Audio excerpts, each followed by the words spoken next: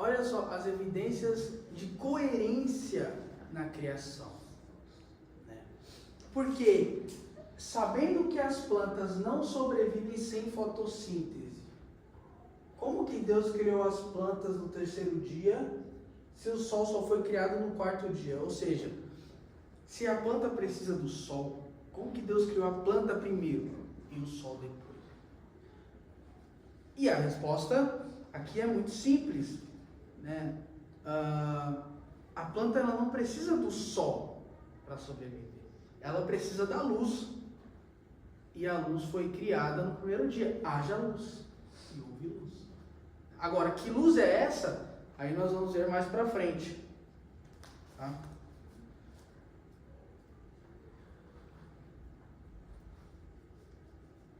Outra questão. Na Bíblia diz que desde o primeiro dia houve tarde e manhã.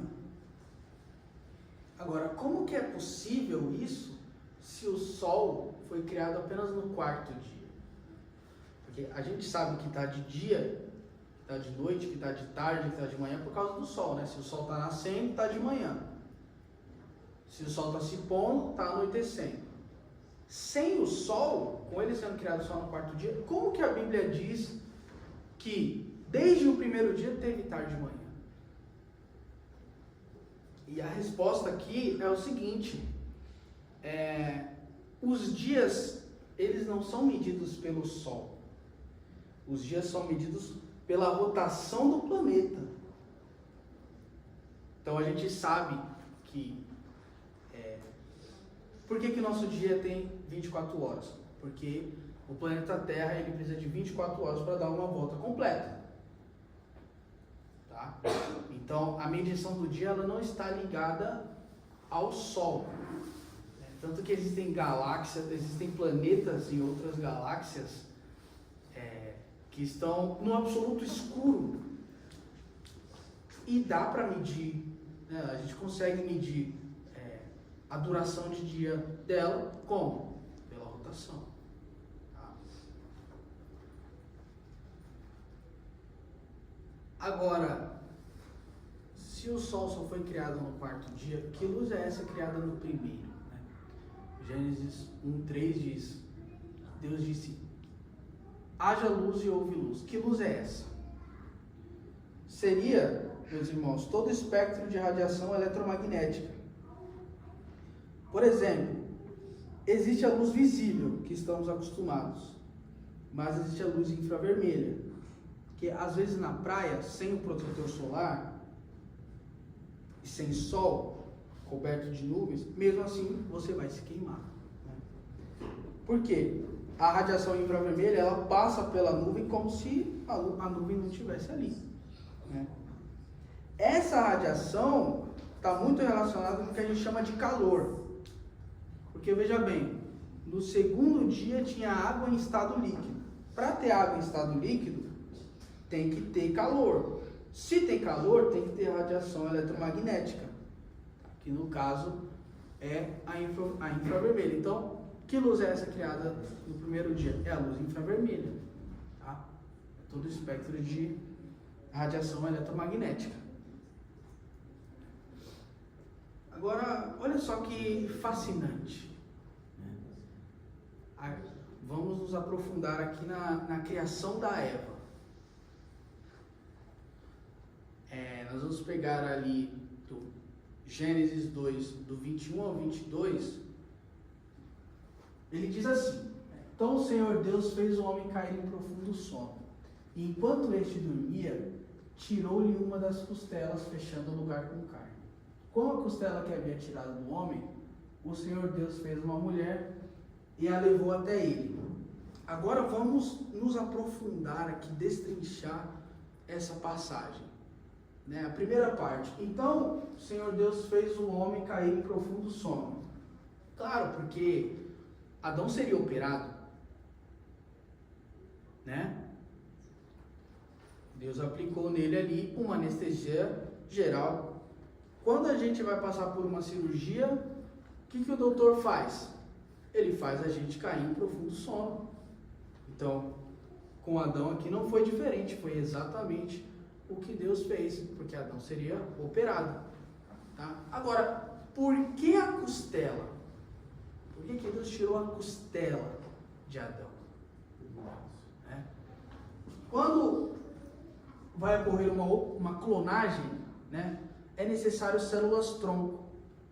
E na costela é onde nós encontramos, na medula óssea, células-tronco, que é o material genético necessário para fazer uma clonagem. Por isso Deus tirou a costela de Adão.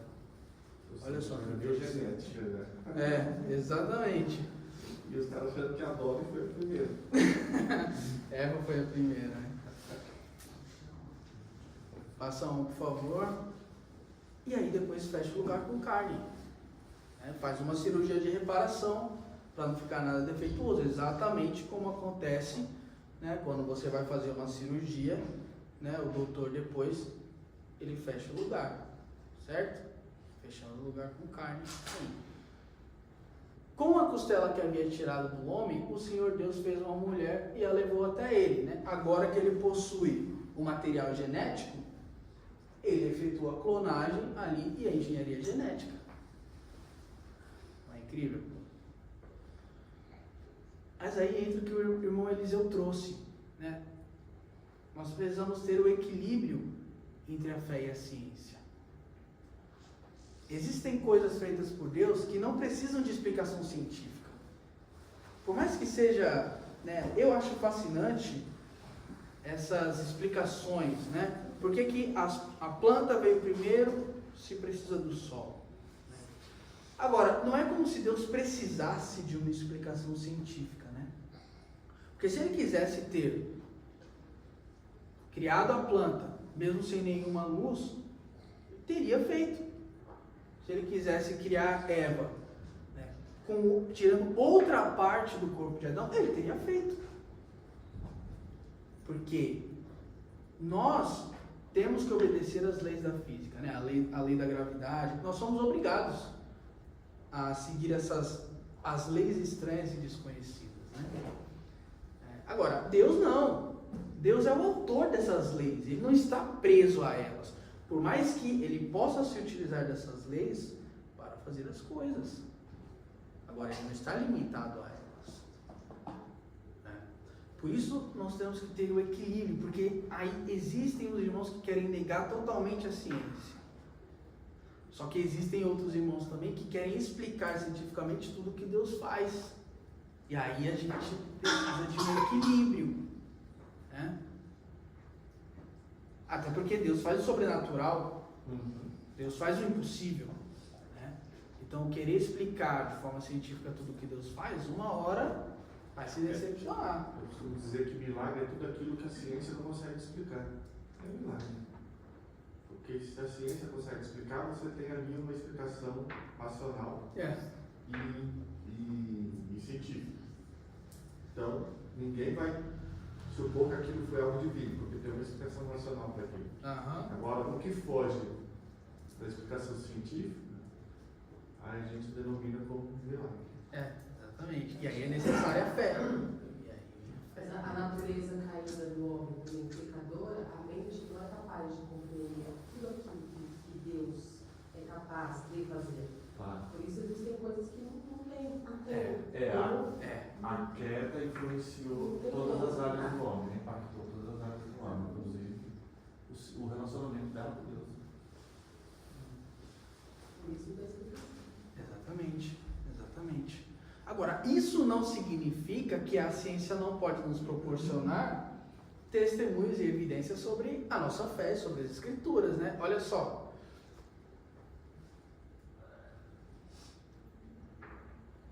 Passa um, por favor. Todos viemos da mesma mulher. Dentro das células do nosso corpo, existem mitocôndrias, que são passadas de uma geração para outra através da mãe, né? O pai não passa, apenas a mãe. Então todos nós aqui temos o DNA mitocondrial que recebemos da nossa mãe. Agora só as mulheres que irão passar para frente e assim por diante, né? A doutora Rebecca Kahn estudou o DNA mitocondrial de 147 indivíduos das 5 populações geográficas do nosso planeta. Ela pegou 147 pessoas, né, de culturas diferentes, extremamente distantes do globo, e ela concluiu que todos esses indivíduos, representantes de todos os grupos de seres humanos, possuíam, né, o DNA mitocondrial idêntico. Como isso é possível? A conclusão foi óbvia. A conclusão foi óbvia. Todos os seres humanos vieram da mesma mulher. Agora, para nós isso não é novidade. Porque olha só o que diz Gênesis 3:20. O homem Adão deu à sua mulher o nome de Eva, pois ela seria a mãe de toda a humanidade. Né?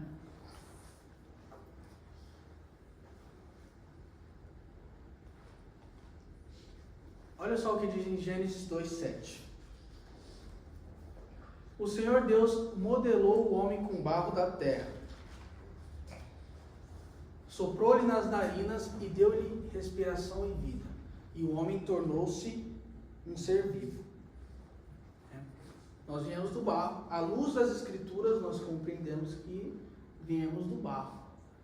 Agora, uma coisa interessante é que todos os elementos do corpo humano podem ser encontrados no barro.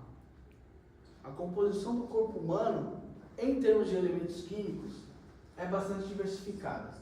Mas elementos como oxigênio, hidrogênio, carbono, nitrogênio, cálcio e potássio são abundantes tanto no corpo humano quanto em solos de argilas. O barro é composto por minerais que contêm esses elementos em suas estruturas. Meus irmãos, a ciência descobriu isso, né, que todos os elementos do corpo humano estão presentes no barro, no século XIX, né, com os avanços da química. Como que Moisés, lá atrás, quando estava escrevendo Gênesis, como que ele acertou? Ele teria que ter testado 30 milhões de possibilidades. Como que ele acertou de primeira? Né? Porque uma coisa é a ciência dizer que é impossível. Não, olha, é impossível que o ser humano tenha vindo do barro. Outra coisa é a ciência dizer, realmente a gente não sabe como que Moisés acertou. Mas realmente todos os elementos do corpo humano podem ser encontrados no barro. A irmã pode... Olha esse outro ponto aqui. O ponto mais alto da Terra já foi o fundo do mar. No topo do Monte Everest foram encontrados calcário marinho e fósseis de cefalópodes, trilobitas, braquiópodes, entre outros, sugerindo que o ponto mais alto da Terra já foi em algum momento parte do fundo do mar. Ou seja, no topo do Monte Everest foi encontrado fósseis de animais marinhos. Isso é a ciência que está falando. Isso é a ciência que está falando, né? E a conclusão científica foi, olha, existiu um período em que o planeta Terra todo foi coberto com água. Agora, isso é interessante porque nós falamos isso a vida inteira, né? Olha só o que diz Gênesis 6:17. Né? O dilúvio. Vou mandar um dilúvio para cobrir a terra, a fim de destruir tudo que tem tudo que tem vida, tudo que há na terra morrerá. Né? Vou mandar um dilúvio para cobrir a terra. Nossa, a gente já sabia disso. Né?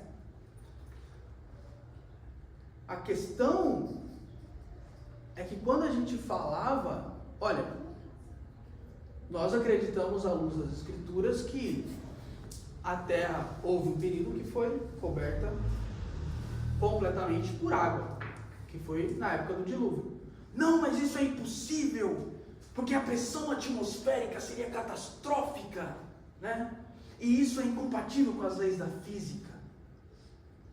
Agora, quando surge uma evidência científica, deixa de ser impossível, muda rápido o discurso, né? Se torna instantaneamente compatível, óbvio, se torna óbvio, né? E aí parece até que é má vontade com a gente, porque enquanto a gente falava era impossível, e aí depois, quando apareceu uma evidência, se tornou completamente plausível, né? E é engraçado até o jeito que é anunciado essa descoberta, né? Olha só o que nós descobrimos. Houve um período em que a Terra toda foi coberta com água. Dá vontade de chegar assim no cientista e falar: nossa, mas você está descobrindo isso agora, cara. Nossa, mas eu descobri isso, eu era desse tamanho aqui, descobri isso na escola dominical. Poxa vida. Mas é porque você precisa de uma evidência científica para acreditar. Eu até acho que tem na Bíblia naquela passagem, Josué na batalha dos Gibeonitas, né? Em que ele manda parar o sol. A Isa até trouxe na quarta passada essa passagem. Então, na batalha mandou parar o sol parou, né? O que aconteceu na realidade? O planeta parou de rodar, parou de girar. E aí a ciência hoje ela diz que isso é impossível. Não, é impossível. Se o planeta parasse de rodar, seria catastrófico. E vão dizer isso até surgir alguma evidência de que lá atrás, em algum período, houve um período em que a Terra parou de girar por algumas horas. E aí a gente vai falar: nós sempre dissemos isso, né? Vocês sempre disseram que era impossível.